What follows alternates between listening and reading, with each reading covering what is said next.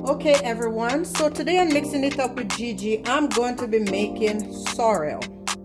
So sorrel is originated in South Africa or West Africa, I believe, and we also cultivate it in Jamaica, and it's also it's a hibiscus flower, and what we do, we use that to make a liqueur of sorts. And all the ingredients we are going to need is sugar, and sugar of your taste. I mean, I drink it without sugar.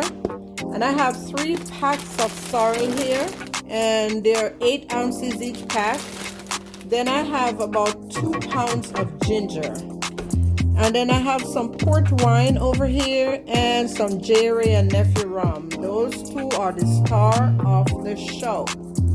And guys, look over there. You see those bottles I have lined up over there? This is serious. My children are serious about sorrel, okay? So I have to have the same amount. Everybody has to get the same bottle.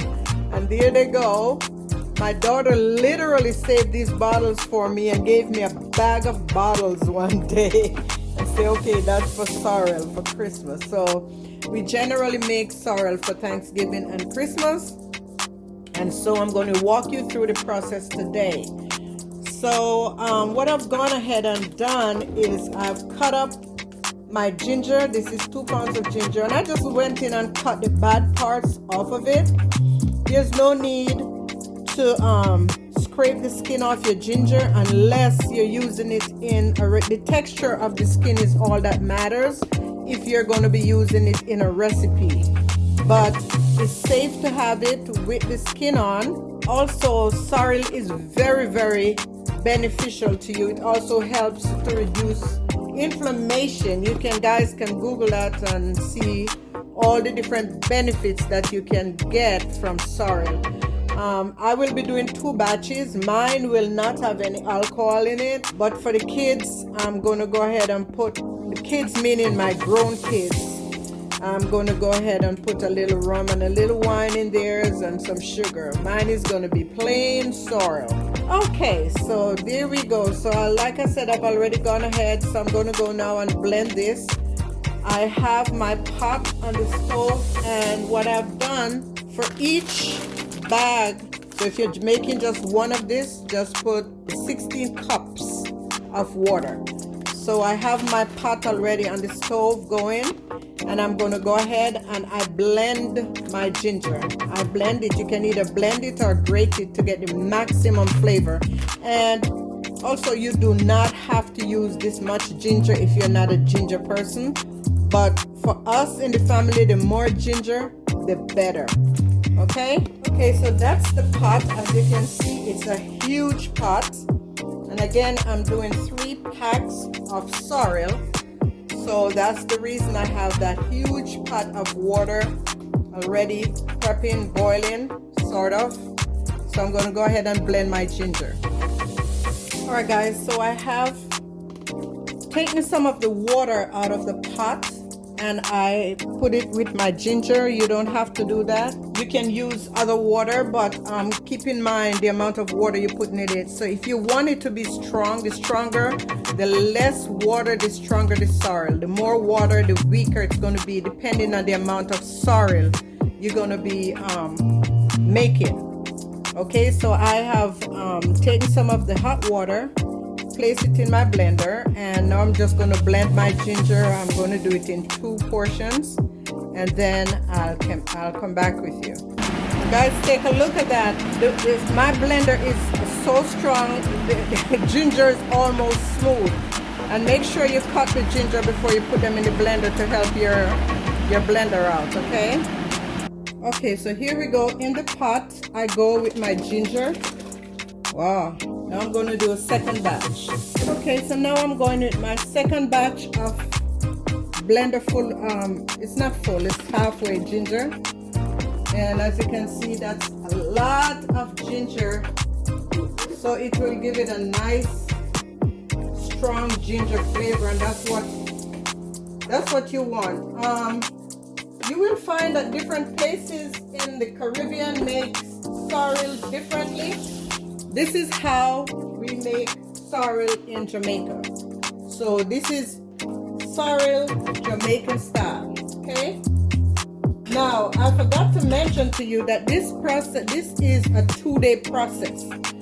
So once you put the sorrel in the water, let it come to a boil, and maybe boil for maybe about 5 minutes or so. Turn the stove off, cover the pot, and let it sit overnight. Okay? It's important for it to go ahead and sit there so that it can extract all the beautiful ruby red color out of the hibiscus. Okay? And then you can sweeten it day 2. Okay, the other thing that I'm going to do now, while the ginger is coming to a boil in the pot, I'm going to open this bag, and I picked through my sorrel to make sure, because listen, I know how they grow these things in Jamaica, and sometimes you can find little pieces of stuff that do not, is not supposed to be in there. So I go through and I pick mine, and to make sure it's all what it's supposed to be.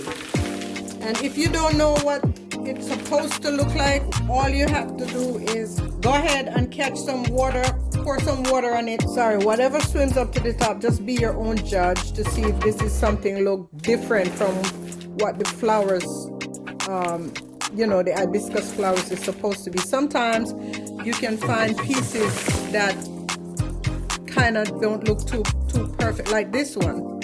For instance, like this piece right here looks like something is going on with it, so I wouldn't put that in there. So I go through and I will pick my sorrel and then rinse it off before I put it in my pot. Here go another piece, see? And I don't want that in my sorrel, so I normally go through and pick it first and then rinse it off and put it in the pot. Okay? All right, I've picked and rinsed my sorrel, and now you can even see that the color is looking more vibrant. And also the key here is to rinse it in very cold water, okay?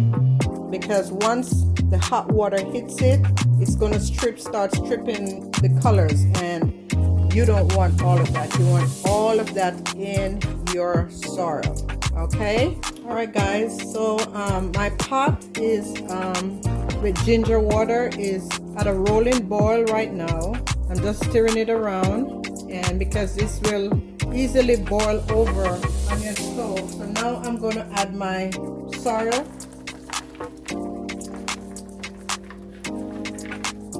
So this is 1.5 pounds of sorrel. Give it a good stir, and as you can see, the water started being the color of the sorrel so very fast. There it is. It's going to be really, really like Merlot drink. It's going to be having that color once it's all done. So I'm going to keep an eye on this, let it come back to a rolling boil, and for about a few minutes, maybe 5 minutes, and then I'll turn it off and then cover it and let it sit overnight. And then in the morning, I'm going to use a cheesecloth and strain this off real well, and then we'll go forward with the rest of the process. So that is it, guys. I'll see you in the morning. All right, guys, I just want to show you this. The sorrel in the pot looks like a volcano about to erupt. It's coming to a boil. It's so beautiful. Look at it. And please do not make the mistake in covering this before it comes to a boil and after it's boiling, because it will boil over on your stove. Okay, so this is it. I'm going to turn it off and cover it nice and tight until tomorrow. Okay, see you then.